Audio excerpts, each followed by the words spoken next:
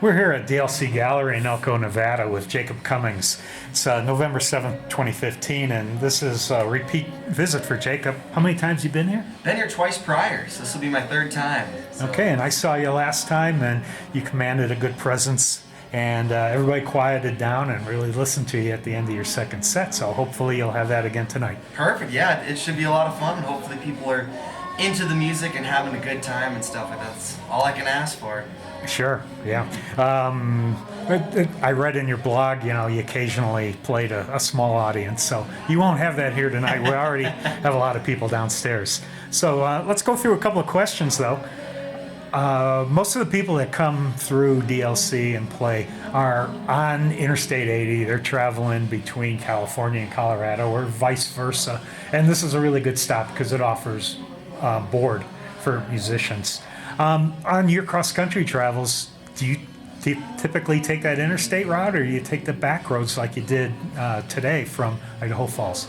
I'm kind of all over the place when it seems like I'm touring. My first tour had no direction whatsoever. It looked like I closed my eyes and threw darts in a map, and that's where the direction I was going to go. And just to let you know, I suck at darts. I'm not good at it. So I'm getting better into following the interstates and doing that, but I don't mind going out of my way a little bit to come to this place. I do enjoy this venue a lot. I took my bass player last time I was here, and this is one of our favorite places that we played at, the stories and stuff like that. And the first time I played here, I had a blast. So, I enjoy this place immensely. It's great. And for such a small town, I wasn't expecting that, to be completely honest. But I found this cool spot, and I will take the back roads, but for the most part, I kind of like staying on the interstate system. As long as it's not like 85, because that's when the van will blow up or something like that, Sure, like across Utah. Yeah, exactly. If it gets to 88 miles an hour, we'll go back to the future, I think. Speaking about your van, it's an Astro, and in your blog on your jacobcummings.com website, you've talked about hoping that thing's going to hold up from time to time. I did park next to you, and I saw that you got full tread on your tires. Yeah, so you must be good enough. If you're doing good enough, you can replace your tires. Yeah, surviving on that sense, yeah. But on the other hand, have you ever broken down on the way to a gig? I have not broken down on the way to a gig. I broke down once when I was in Ocala, Florida, traveling back up to Atlanta to go stay with my buddy, and it was a Sunday, it was a Saturday night, and it broke down. The distributor just tweaked out, and I got towed into the local Chevy dealership in Ocala. And thankfully, I didn't have a gig for 3 days or 4 days, so I was able to get in there, get the van fixed, and somehow make it to my next gig totally, unharmed or anything like that. I had to spend one night in the van while I was down in Ocala, Florida, and do all that good stuff. But at the same time, I met some incredible people. I met a girl when I was down there who works at the dealership, and she's just the nicest person, and we just chatted it up, had a great time. And sounds like the Beach Boys in their California girl song, where they say they like to go south because the girls are great for conversation. Oh man, they're as sweet as the tea down there, and they use a lot of sugar down there, so they must be real sweet. I like the South in that sense. People are really nice. We got something in common. You speak of Orlando and breaking down, and I broke down in Sebring, Florida. Oh, okay. I followed a larger vehicle through a marsh, and it made it, but the water washed up on my engine, and I got stuck for 2 days. It's funny.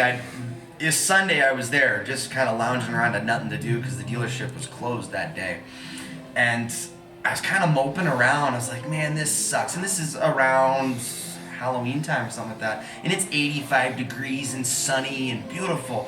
And I look down and I'm wearing flip-flops and shorts and a tank top, and I said, shut up, Jacob, don't, mope around. This is great. It could be a heck of a lot worse, You could be in a snowstorm in the middle of nowhere, Nebraska. So Florida was a reasonable place to break down if I had to choose one. Yeah, you're like my son. You don't like the heat and humidity. So he was in New Orleans, and he got out of there before a year was up. Oh, man, it gets muggy down there. Yeah. Did you realize that in 4 years it'll be the 3rd anniversary of you uploading videos to YouTube? That's weird. That's really weird. It brings me back to just BSing with my friends over at a cafe and stuff like that. And he's like, it's been almost 3 years since you graduated college.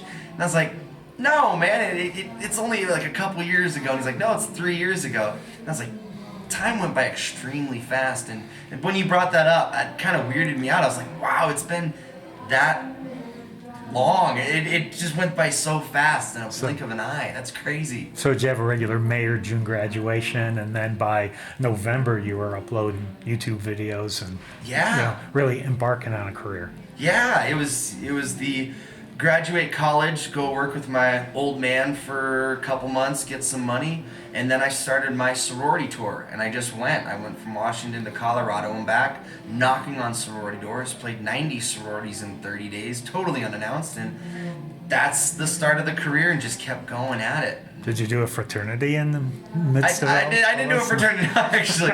I came to the concept, if I can get women to show, guys will follow. So work the time on the girls in the sororities, and it made me look kind of cool, so that was fun too. Yeah. Sounds like a lot of fun. So your first EP came out about 11 months after the YouTube videos, and most of those one-take videos made it to the EP. Yeah. It was called Hopeless Love Songs. One of the songs from there, the most watched of the videos and the most purchased on iTunes of the songs from your EP was the track "Beautiful." I understand you just filmed a video in Bozeman, Montana, where you were playing "Beautiful." I was wondering if the lyrics have changed since the 3-year period. They've stayed the same. They still have the true meaning behind it, and I haven't felt I want to change the lyrics. It was kind of a moment in time that when I sing that, it reminds me back to when I wrote the song, and I wouldn't want to change it at all. I love the lyrics and stuff, and it brings me back to when I wrote the song. So. And you were inspired by a protagonist to write "Beautiful," and you chose a female actress named Jewel Christensen to play in that video. Yeah. Does she resemble the protagonist that you wrote about in "Beautiful"? Yeah. Well, she's a very good-looking woman and stuff like that, and the woman I liked back then too was kind of the same way. She's a very beautiful-looking woman, and and just great personality and stuff like that, and it was great. I think Sierra picked a great actress to do the film with me, and it made a lot of sense and stuff like that. So Yeah. I And give Sierra- her credit as much as I could. Sierra was fantastic, and Right. Sierra was a producer, and Jewel was the actress in the video. And just a little plug for your Instagram. If you check that out, you can get a picture, a selfie of you and Jewel. Yeah, it was up on Pete's Hill. We were just, by the end of it was fun. We were shooting the video, and it'd be scenes where you wouldn't see my mouth or something like that. So I'd be playing the song, but I'd be singing stupid lyrics or something like that to make her laugh and have a good time. So by the end of it, it was just a great time, just chit-chatting up and trying to see who could make the other person laugh the most. So it was Great, cool. great. You've got a full-length album planned for next year, and obviously you've written some of those lyrics while you're on the road. And I got to ask you if Elko inspired you to any kind of lyric whatsoever. I would have to say, yeah. The adventures I've had here and stuff like that. It's definitely just sitting here and kind of feeling the city and stuff like that. I've written down a couple lyrics that I would drop into a song here and there and stuff like that. So it doesn't say blatantly Elko, but the experiences I had, oh yeah, those definitely find their way into my music, and I know I tell every one of the stories that I've been here and stuff like that. So yeah. Okay, that's a lot gonna of play. influence. That's gonna play good for us fans that are from Elko. What about some other towns that particularly inspired you for lyrics?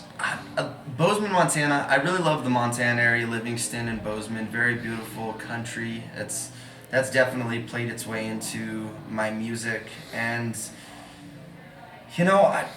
I really enjoy the South as a whole. That's definitely, that stuff is found its way into my music, and just kind of the nature and the beauty of the South. It just completely different world, and that really kind of found its way into my heart. So there's the newer songs that I've been working on definitely have some references to the South.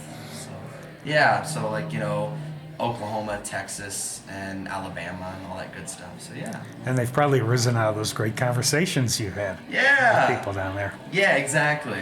Okay. I know a lot of 20-something musicians who, on the road, are very attached to their pets or miss their pets immensely because they've had to leave them behind. And I know you have a black dog that's graying on the snout, and you've got a beige cat Yeah. that recently you posted a picture of. I was just wondering, what are their names and where are they? Oh, so the Mastiff, the black dog, her name's Tika, and it's been great. She's 8 years old right now, so she's a little bit older, but still acts like a young puppy at times. I have that certain frisbee that she just loves to death. Hates all the other ones, but there's one that she just goes badass crazy and just gets excited whenever I'm back. So it's always nice. And the cat's new to the family actually, just a brand new kitten. My mom got that when I was coming back from my last tour about a month ago. So new cat in the family. His name's Spartan. My mom came up with that one. So Okay. cool little cat. Yeah, it's fun. Does mom get to take care of Spartan? Yeah, mom takes care of Spartan. Yeah, exactly. Yeah, she loves it and stuff like that because she has 3 horses and chickens and all that stuff like that. So they have their 5 acres that they have their own little farm and stuff like that. Great. Well, you like to mix with your audiences, and if you go down there now, you can catch a few people before you start. So I'm going to let you go, and we appreciate you giving us this interview. And thank you very much.